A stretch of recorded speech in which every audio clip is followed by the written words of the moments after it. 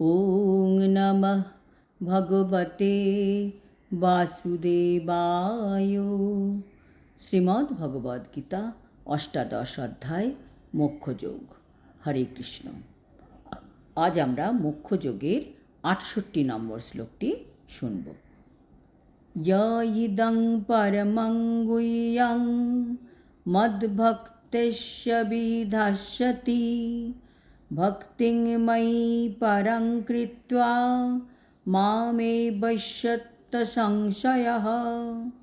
অনুবাদ: যিনি আমার ভক্তদের মধ্যে এই পরম গোপনীয় গীতা বাক্য উপদেশ করেন, তিনি অবশ্যই পরাভক্তি লাভ পূর্বক নিঃসংশয়ে আমার কাছে ফিরে আসবেন। তাৎপর্য: ভগবান কত আশার বাণী শোনালেন। ভগবানের মুখনিসৃত এই গীতার বাণী প্রচার করলেই ভগবত ধামে যাওয়ার সুযোগ লাভ হবে। ভগবানের বাণী প্রচার করা অত সহজ কাজ নয়। অনেক বাধা আসবে, অনেকে শুনবে না, কেউ কেউ উপহাসও করতে পারে। কিন্তু যারা ভক্ত তারা এইসবে ভীত হন না। তারা দৃঢ় নিশ্চয় হয়ে মনে সম্পূর্ণ বিশ্বাস রেখে ভগবদ্গীতার বাণী প্রচার করেন। ভগবান তাদের প্রতি অত্যন্ত খুশি হন এবং কৃতজ্ঞও হন। ভগবান তাদেরকে ভগবত ধামে ফিরিয়েও নিয়ে যান। যারা সম্পূর্ণ নাস্তিক, মায়াবাদী, তারা ভগবদ্গীতার বাণী বুঝবে না বা বিপরীত মানে করবে বা কুতর্ক করবে।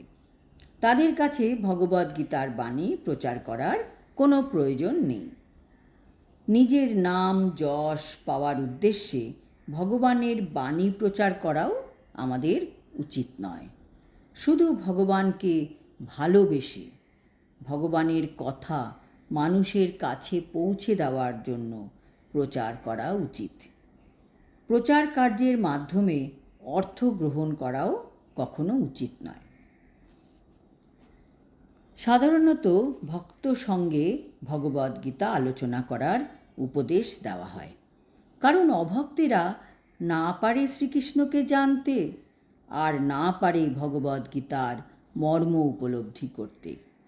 যারা শ্রীকৃষ্ণের স্বরূপে শ্রীকৃষ্ণকে স্বীকার করতে চায় না এবং ভগবদ্গীতাকে যথাযথভাবে গ্রহণ করতে চায় না, তাদের কাছে কখনোই খামখেয়ালি বশত ভগবদ্গীতার বিশ্লেষণ করে অপরাধী হওয়া উচিত নয়।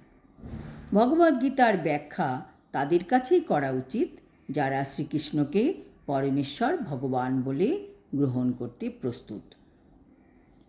এটি কেবল ভগবত ভক্তদের বিষয়বস্তু, তা দার্শনিক মনোধর্মীদের জন্য নয়। যিনি ভগবদ্গীতাকে যথাযথভাবে উপস্থাপন করার ঐকান্তিক চেষ্টা করেন, তিনি ভক্তিযোগে উন্নতি সাধন করে শুদ্ধ ভক্তি লাভ করেন।